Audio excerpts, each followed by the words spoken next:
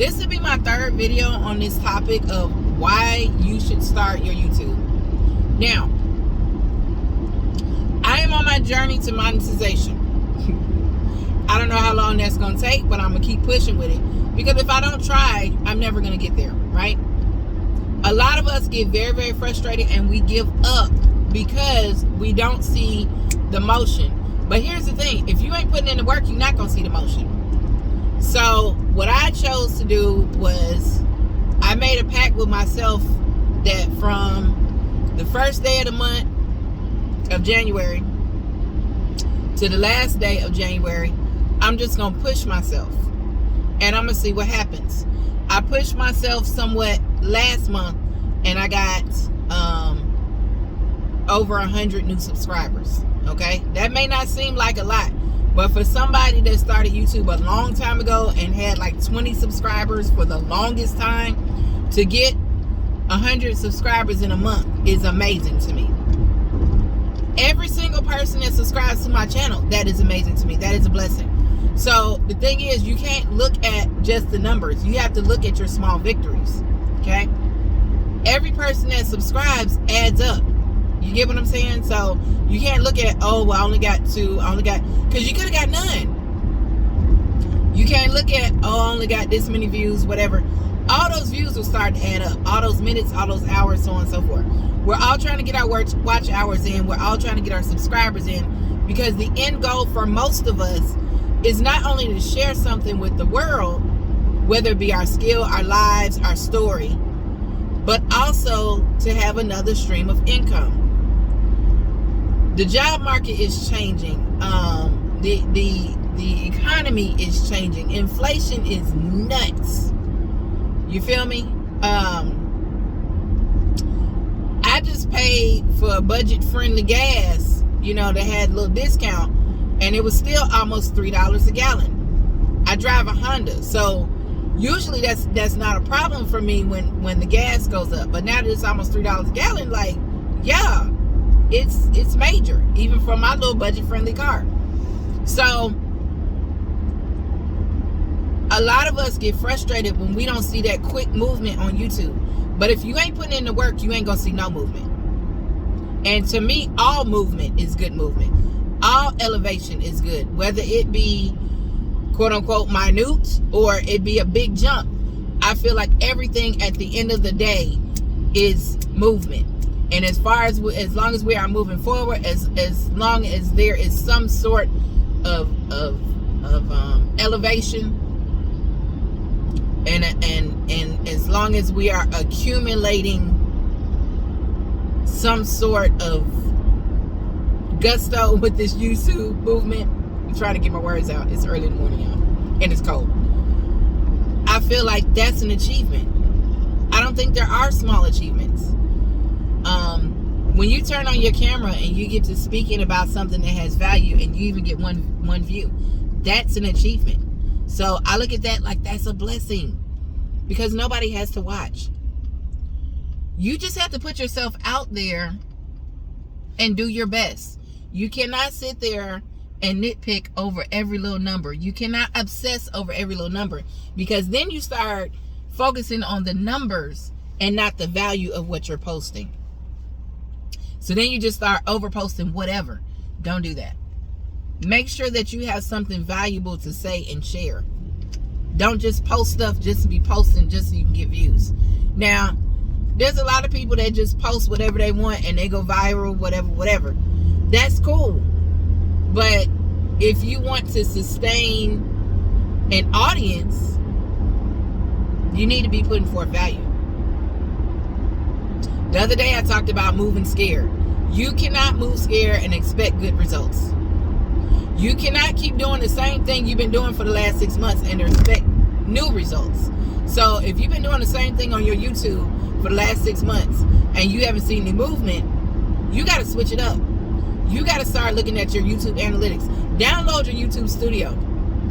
Really go into your analytics. Check and see when are your subscribers watching your channel. When are they on YouTube? When are they tuning in? Start uploading at those times or around those times. I really started paying more attention to that And I started scheduling my uploads according to that. Now, I'm not saying that that is foolproof, but that is something that has worked for me. You got to start looking at what's trending on YouTube and how can I make this my own. You don't want to just follow the trends just to be following the trend if it's not something you're not interested in. But if you know that, hey, I like doing beauty videos and hygiene videos are going up, then you need to post a hygiene video. If you know that you do hair and maybe a natural hair video is what's going up, you need to be posting something on natural hair. If I even watch channels on true crime, paranormal, I watch all sorts of stuff on YouTube. If you notice that a certain story is going up on YouTube and people are posting their opinions about it, you need to hop on that, post your opinion if it's something that you're interested in and passionate about. You have to be able to hop on the wave, but make sure it's something that is for you. Don't just hop on the wave just to be hopping on it and you just say whatever. That ain't it. And that's not authentic. You still have to be authentic to your brand and what you stand for and who you are. So if there's a topic that interests you and you're like, oh, I have an opinion, I got something to say about that, go ahead. What's your opinion? Ask for people to reply in the comments. Like, y'all put down in the comments, what do y'all think about how YouTube is changing? I think it's pretty dope that YouTube is changing for the average Mary and Tom. You feel what I'm saying? You no longer have to be of a certain status to win on this app. You don't have to look a certain way. You don't have to be a certain age. I'm seeing more, and I'm just speaking for myself. I'm seeing more women, especially minority women, in their late 30s, 40s, and 50s that are really big on this app. Some of the biggest names on this app are in their late 30s, 40s, and 50s, and they are black women, and they are securing these brands, and they are doing the doggone thing. Why do I think that is? Because they know that certain demographics, that's where the money's being spent. I feel like a lot of the YouTubers of a certain age, we're careful with our money. We're not spending just frivolously. And we are loyal to certain brands. Why are we loyal to certain brands? Because we enjoy those brands. They work for us. We've been using them for years. I know for me, certain brands I'm going to always buy. I know it works. If it ain't broke, don't fix it. And yeah. I know I'm going to buy, for instance, Ajax dish detergent, okay? I'm going to buy that because I've been using it for years. It works for me. You feel me? What's something else? I'm going to buy Gain detergent. Gain smells good. It smells fresh. I like light, fresh scents. I'm always going to buy Gain. Unless I just can't find it, they sold out. I'm always going to go for that first. Certain hair products.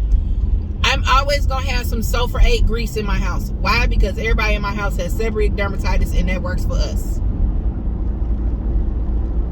It is what it is. There are certain things that I am just going to always have in my house. And there are certain brands that I'm loyal to because I know how they work. I ain't got to think about it. I've been buying it for years. It's the same quality. Boom, bam, done. Okay?